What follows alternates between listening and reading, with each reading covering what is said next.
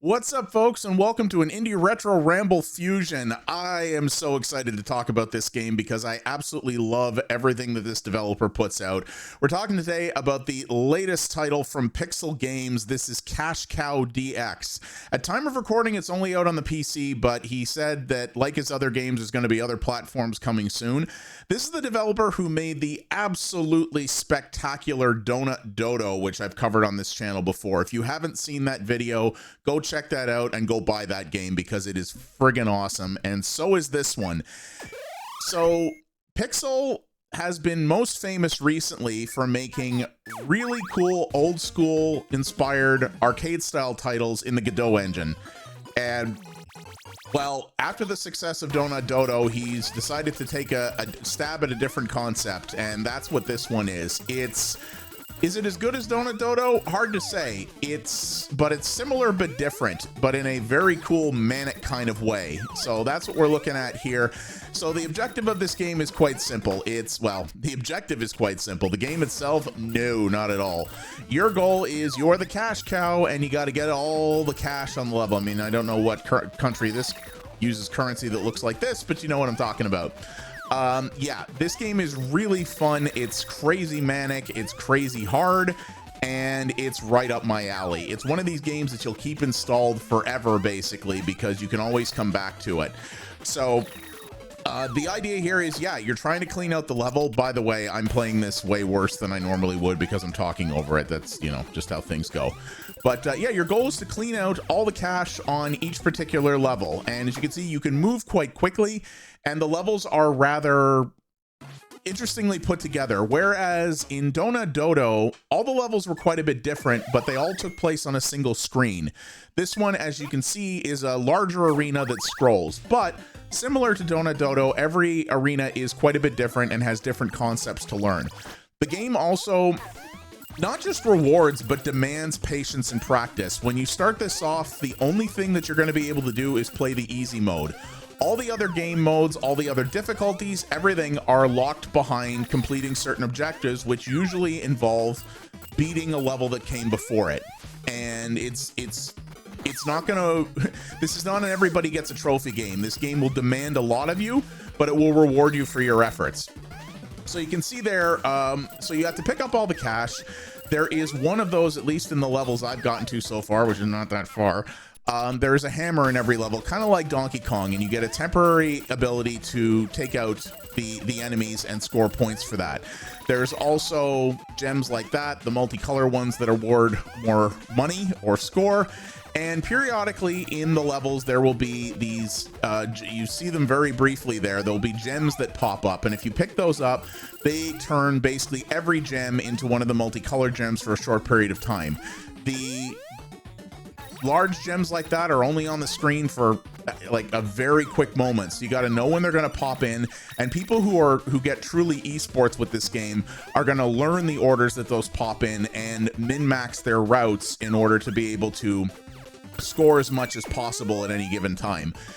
And that's really the way this works. This is a game that, you know, it's very hard, and it's going to take you a while just to finish it once.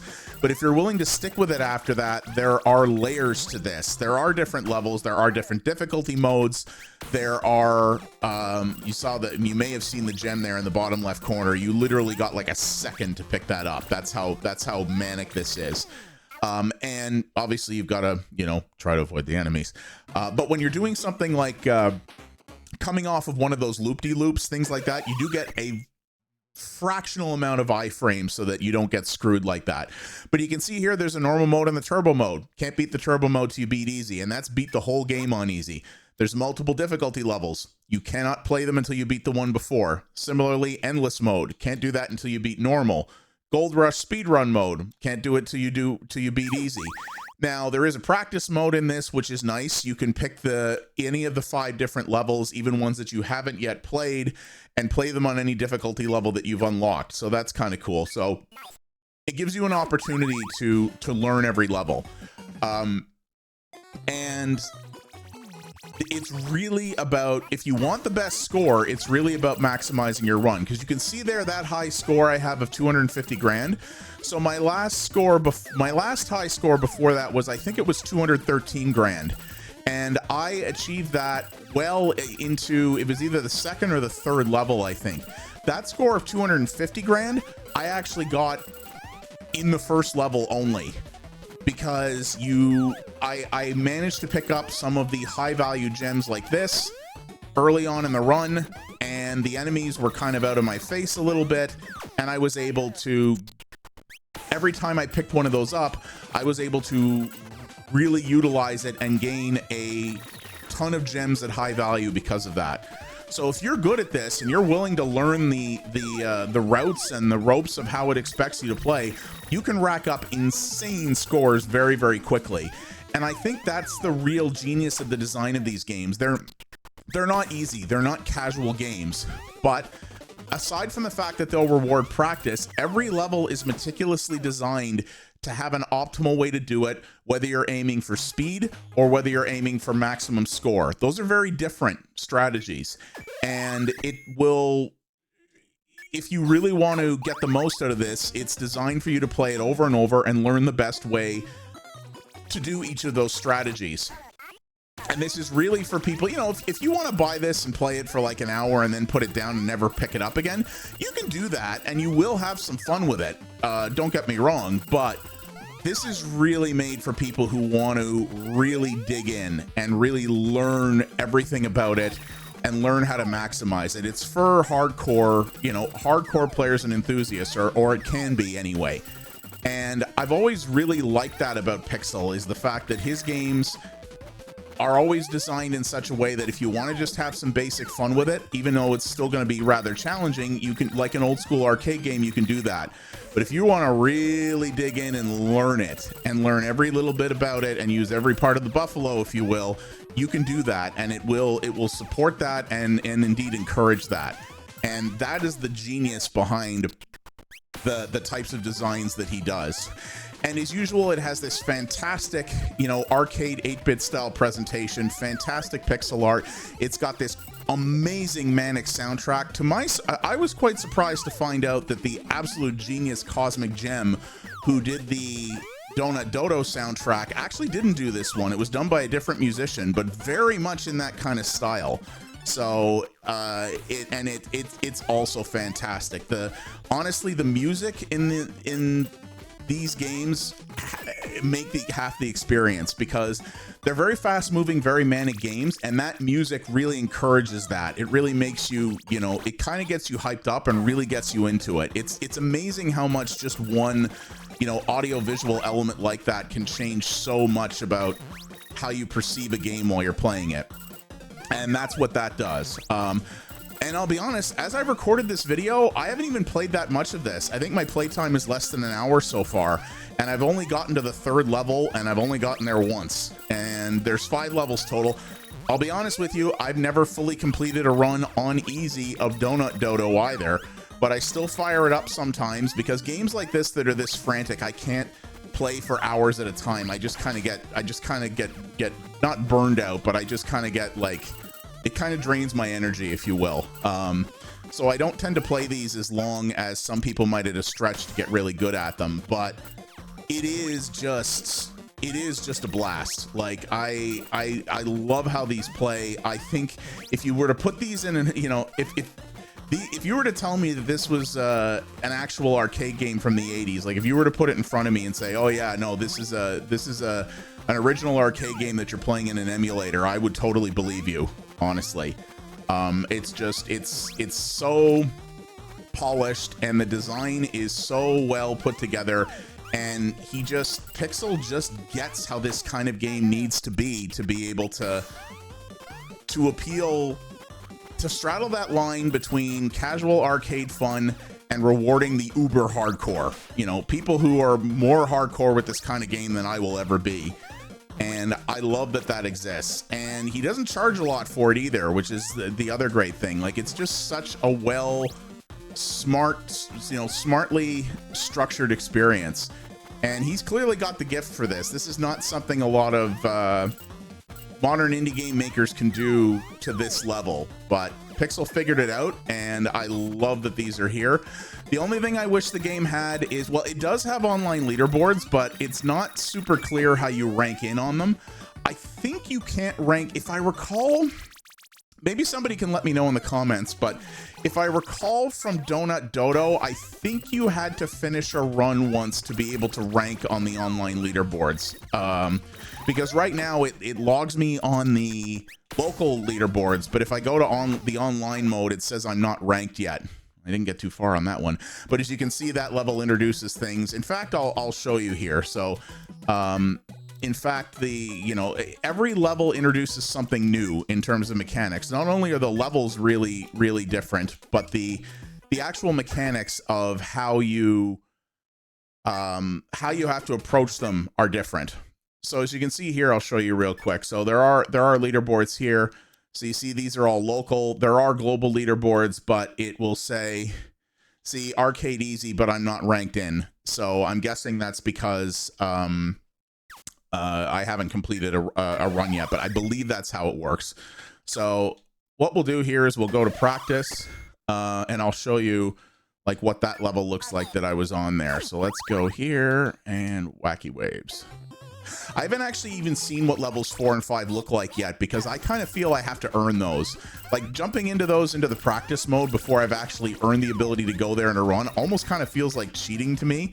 I'm not saying it is, you do you if you're someone who wants to do that, but I don't think I'm going to look at levels 4 and 5 until I've actually managed to beat level 3 and, earned my way in, if you will.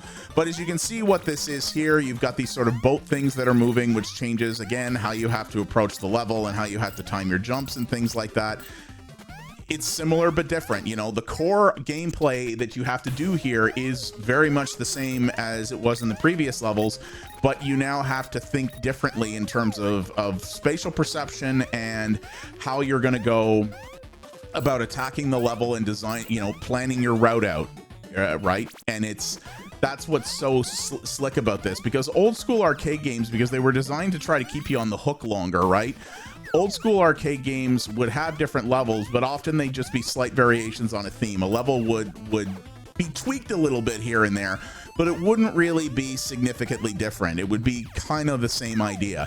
This is not like that. Every level, though the concepts are the same, are very different and have completely different ways you have to think about it, how to play it. Not just from where the enemies are, but from how the whole thing is going to play, and how, again, things like when the boat is going to rock is going to change your timing. And if you're going for a flat out run for the maximum score or maximum or best time, something you're going to have to think about, right? And it's so well done. I mean, I've been gushing over this now at this point. You're kind of getting the idea here, but much like Dodo, I think this is great. Which is better? It's hard to say. I think they're both fantastic. It's definitely not something it's not like I'm going to say you should buy one or the other. I think they're both great. I think you should get them both. To be honest, Pixel's other games too, which are a little bit more, I don't want to say more traditional, but definitely have a different look and don't feel as arcadey as these do. I own those too. To be honest, I think you should buy everything this guy's ever made, because his entire catalog is fantastic in my opinion. But yeah, I'm maybe just from the type of gameplay and for the soundtrack and that, I might lean a little bit more towards Donut Dodo, but this is absolutely fantastic too. I've got this installed on my PC here. I've got it on my laptop, and it will be living on both for a long time. I will be playing this on a regular basis for the foreseeable future, I think. And I will complete at least an easy run of both one day, I swear to God. But of course, as well, if you've got a Steam Deck, I mean, this thing will run on a potato, right? I mean, it's pixel art, it's Godot engine, so you got a Steam Deck, you want something, quick you can play on it in a pinch, here you go. This is bang on. Yeah, Pixel is a really, really talented game developer of this type of thing. And just like Donut Dodo, I hope this gets a lot of hype. I hope it does well, and I hope we get a lot more out of him, because, yeah, this is just an absolute retro delight. If you can't tell, I like this quite a bit. So Yeah, that's Cash Cow DX. It is out now. I love it. If you, unless you really hate arcade games, go get it. It's not very expensive, and you are supporting a true talent who really knows how to make some cool stuff. I cannot recommend this enough personally. So thank you guys all very much for watching. I do appreciate it. If you like what you saw here, please do all the normal YouTube things. Those really do help me out a great deal. And you can also follow me over at twitch.tv/pxabstraction. I've been on a bit of a streaming hiatus just because I've been so busy, but I am planning to come back in the not too distant future, and we're going to be focusing on retro games over there, tackling what I call my deep backlog. It's going to be a fun little thing, and we have a great community over there that I'd love to see you be a part of. And leave a comment down below as well. Tell me what you think of this. Have you played Pixel's other games? What do you think is his best game? What are other games like this that you know of? This is not the only type that's out here like this, and I want all of these if they're good, dang it. All right, thank you very much for watching, everyone, and I'll see you on the next Indie Ramble. You folks have yourselves a good one. Take her easy.